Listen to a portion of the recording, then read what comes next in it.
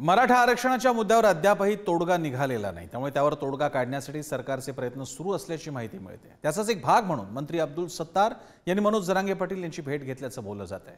आणि याच भेटीत जरांगे पाटील आणि देवेंद्र फडणवीस यांच्यात फोनवरून चर्चा झाली। पाहूयात या बाबतीतला रिपोर्ट।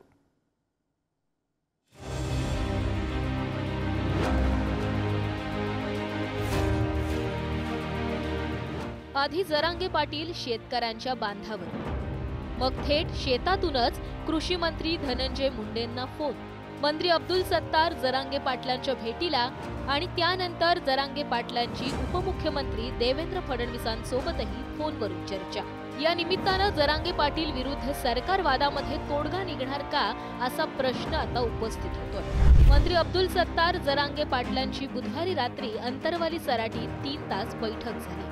मंत्री सत्तारांनी फोनवरून जरांगे आणि फडणवीसांचं बोलणं करून दिलं। शेतकऱ्यांच्या प्रश्नाबाबत जरांगे पाटलांनी देवेंद्र फडणवीसांसोबत चर्चा केली। शेतकऱ्यांना सरसकट नुकसान भरपाई द्या अशी मागणीही जरांगेंकडून करण्यात आली। जरांगे पाटील साहेबांशी जी 3 तास चर्चा केली त्याच्यामध्ये अनेक मुद्दे त्यांनी सांगितले। ते मुद्दे सन्माननीय मुख्यमंत्री उपमुख्यमंत्र्याला सांगाल। कॅबिनेटमध्ये काय होतो त्यानंतर आपल्याला कळल, कारण की ही आर्थिक बाब आहे। जे काही सरसगट नुकसान भरपाई द्यायची का, त्याच्यामध्ये आता जे काही थोडेफार नियम अटी आहे ते शिथिल करायचे का, याचा निर्णय कॅबिनेट घेईल।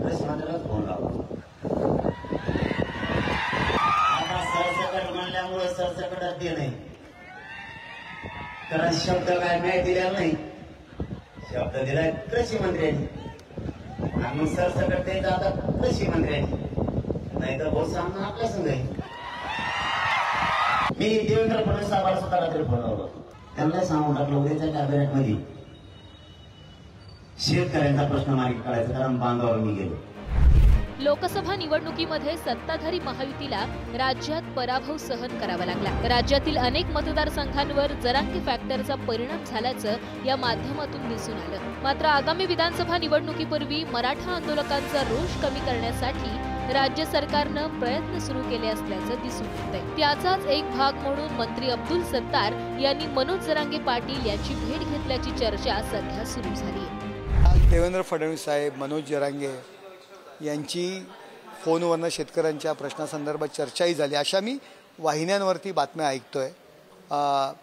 हे बघा, राज्य चालवायचं आहे, प्रत्येक घटकाशी चर्चा करणं गरजेचं आहे। जरांगे यांची सुद्धा एक इमेज आहे मराठवाड्यामध्ये आणि संपूर्ण मराठा समाजामध्ये। सरकार त्यांच्याशी चर्चा करून हा प्रश्न सोडवतोय, हे याच्यावरचा हा द्योतक मार्ग आहे की द्योतक उदाहरण आहे की चर्चा करून यातनं मार्ग निघणार।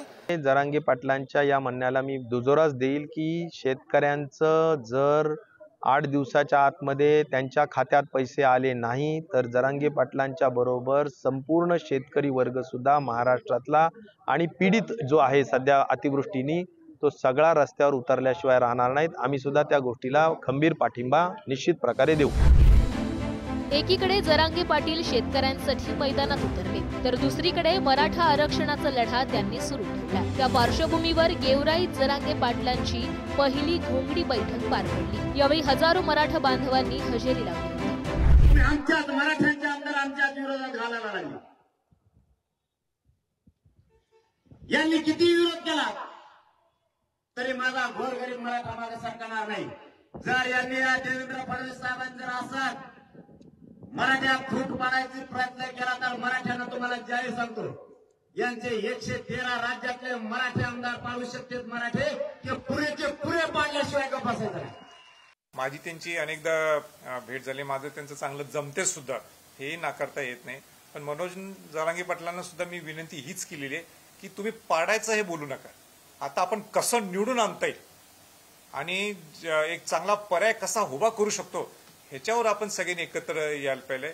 माझं मनोज जरांगेंचं जे जमते किंवा आमचं त्यांचं उद्दिष्ट एक आहे, हे तुम्हाला उत्तर भरपूर आहे। बुधवारी दिवसभरात 3 वेळा सरकारमधील मंत्र्यांशी चर्चा झाली। शेतकऱ्यांसाठीच्या मदतीच्या निमित्तानं कृषी मंत्री धनंजय मुंडेंशीही फोनवरून बोलणं झालं। मंत्री अब्दुल सत्तार हे जरांगे पाटलांच्या भेटीला पोहोचणं, सत्तारांच्या माध्यमातून उपमुख्यमंत्री देवेंद्र फडणवीसांशी फोनवरून संवाद साधणं, या सर्व घडामोडीच्या निमित्तानं राज्य सरकार आणि जरांगे पाटलांमधील वातावरण निवळून नवं पर्व सुरू होणार का, असा प्रश्न आता उपस्थित होतोय। गौरव साळी, पुढारी न्यूज, जालना।